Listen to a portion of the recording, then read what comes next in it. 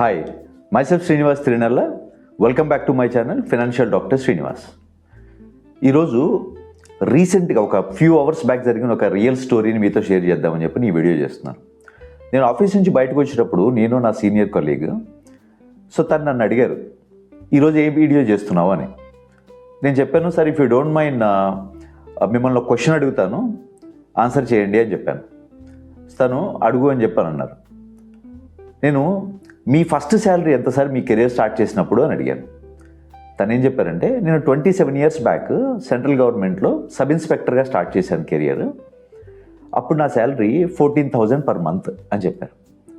ఈ 14,000లో సార్ మీరు రోజుకి ఒక 100 rupees సేవ్ చేసి ఉంటే లాస్ట్ 27 yearsలో ఎంత కార్పస్ జనరేట్ చేయగలిగి ఉండేవాళ్ళు అని చెప్పని అడిగాను.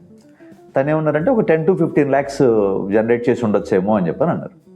కానీ నేను చెప్పాను, మీరు లాస్ అయింది 10 to 15 lakhs కాదు సార్, మీరు లాస్ అయింది అక్షరాల 10 కోట్లు అని చెప్పాను.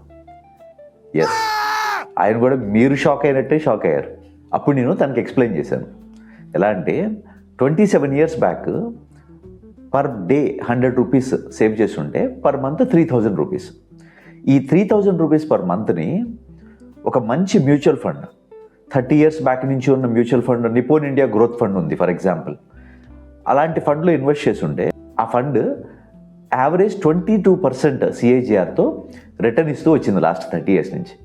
అలాంటి ఫండ్లో ఈ 3,000 per month ఇన్వెస్ట్ చేస్తూ వచ్చి అండ్ ఒక 15% టాపప్ చేస్తే ఈ ఎస్ఐపిని, ఎందుకంటే తన శాలరీ కూడా లాస్ట్ 27 yearsలో యావరేజ్ 15% per year ఇంక్రీజ్ అవుతూ వచ్చింది. సో అదే పర్సంటేజ్లో ఎస్ఐపిని కూడా టాపప్ చేస్తూ వస్తే ఇవాళ దాని వాల్యూ అక్షరాల 10 కోట్లు.